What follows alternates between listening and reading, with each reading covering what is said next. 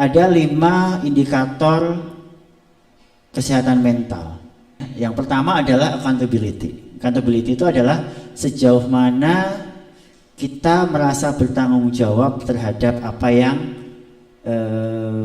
ingin kita capai. Ya.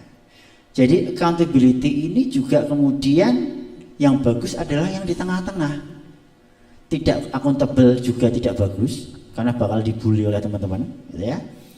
Kalau terlalu accountable, ya terlalu banget, jadi saya sebaik mungkin sampai titik darah penghabisan IPK habis 4, wah itu juga nggak sehat juga, ya kan? Nah di situ biasanya kalau kita berhadapan dengan mahasiswa kita selalu tanya, apa sih yang terjadi kalau IPK-mu nggak 4?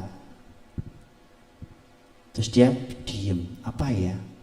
Tuh nggak bisa jawab toh, ya. Kadang-kadang kita itu memberikan pressure pada diri kita, ancaman pada diri kita, tapi ancamannya sebenarnya mungkin tidak benar-benar ada. Ya.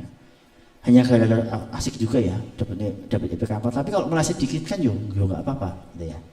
Ya, jadi accountable ya, itu sesuatu yang bisa range-nya itu normal, gitu ya. Kedua, resilience. Resiliensi. Nah ini satu yang mungkin harusnya jadi PR buat kita, ya. Kenapa? Apalagi angkatan-angkatan mohon maaf pandemi, ya. Kenapa? Karena kita ini hidup lama dalam lingkungan virtual, ya. Dimana kemudian resiliensi, definisi dulu ya. Resiliensi itu adalah sejauh mana kita bisa bertahan menghadapi situasi yang sulit. Sejauh mana kita bertahan menghadapi situasi yang sulit. Ya. Saya pernah melakukan riset di Akademi Militer melihat resiliensi, karena situ saya merasa resiliensinya tinggi karena kan mereka ada beberapa hari yang yang istilahnya digojlok ya. Dikasih pembinaan oleh kakak angkatan, benar-benar fisik banget, fisik ada yang hukuman fisik dan lain sebagainya. Butuh resiliensi, nggak ada yang suka dengan kondisi seperti itu, tapi mereka bisa bertahan, ya. Dan kemudian saya nanya, kunci dari bertahan dari resiliensi itu adalah kebersamaan untuk orang Indonesia.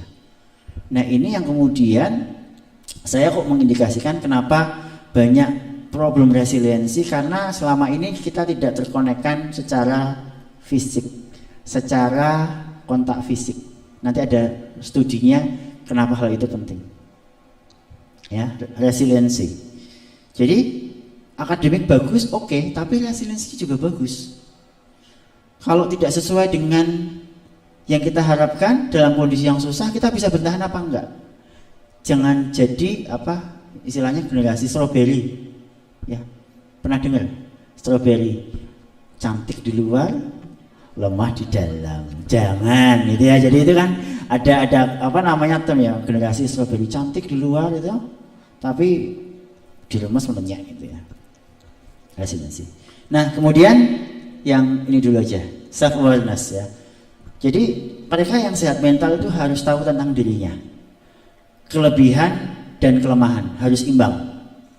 Kelebihanku gini, kelemahanku gini. Dan sangat-sangat bagus, sangat penting untuk bisa menyadari kelemahan, ya. Satu problem psikologi yang terbesar adalah orang itu tidak mau mengakui kelemahan, ya. Mungkin kita butuh safe place ya, untuk yang aku nggak bisa gini. Ketika Anda bilang aku nggak bisa statistika ya, apakah Anda kemudian dikeluarkan dari UGM? Ya enggak toh. Ya toh, wong kita tidak mencetak, Anda kan nggak harus semua menang Nobel toh, ya kan? Jadi kemudian it's okay to say I'm not okay, gitu ya. Jadi kemudian kita harus mengetahui kelebihan kita dan kelemahan kita. Dan tapi kemudian ketika mengetahui kelemahan, jangan kemudian jadi aku lemah, aku mau nggak bisa, aku memang ya kayak ginilah, nelongso. Jangan nelongso. Ya. Jadi Anda mengetahui kelemahan itu dalam rangka untuk Anda itu areas of improvement kita, ya. Tuh, jadi self awareness ya. Yang terus ada saya loncat ke sini, tolerance of ambiguity. Nah, tolerance of ambiguity ini juga yang penting untuk kita miliki. Jadi kita harus toleran terhadap ketidakpastian. Ya kita kan planning itu bagus, planning itu bagus ya. Tapi ketika tidak sesuai dengan rencana, apa ya, kita harus frustasi? Ya enggak, karena yang paling penting dalam kita itu adalah kemampuan untuk bisa beradaptasi terhadap perubahan. Planning itu bagus, tapi kalau meleset ya, plan B-nya apa, plan C-nya apa, kita harus bisa. Nah, orang-orang yang tolerance of ambiguity-nya rendah, itu yang kemarin ketika COVID-19 itu sangat banyak mengalami gangguan psikologis. Karena kan serba tidak terduga, ya toh? Masa pandemi, orang kehilangan pekerjaan, kita berhadapan dengan sesuatu yang saat itu kita tidak ketahui, COVID itu apa gitu ya. Gimana penyebarannya, kita udah tahu gini, ternyata loh penyebarannya ada yang gini toh. Jadi kayak selalu kita ketidakpastian. Nah, orang-orang yang tolerance of ambiguity-nya tinggi itu tuh ya dia waspada, tapi dia tidak ketakutan sekali. Ada self disclosure. Self disclosure itu adalah kemampuan untuk tadi mengutarakan apa yang dia rasakan, apa yang dia pikirkan kepada orang lain. Ya, jadi dia punyalah teman dekat, atau misalnya nggak punya teman dekat, paling nggak dia tahu mau kemana. Kalau misalkan dia merasa ada apa ya, sesuatu yang nggak pas secara psikologis. Nah, kadang-kadang adalah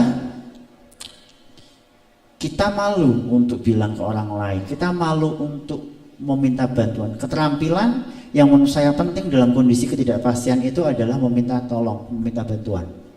Ya, yang perlu Anda miliki adalah Anda tahu ada sesuatu yang salah dengan Anda, atau ada sesuatu yang nggak biasa.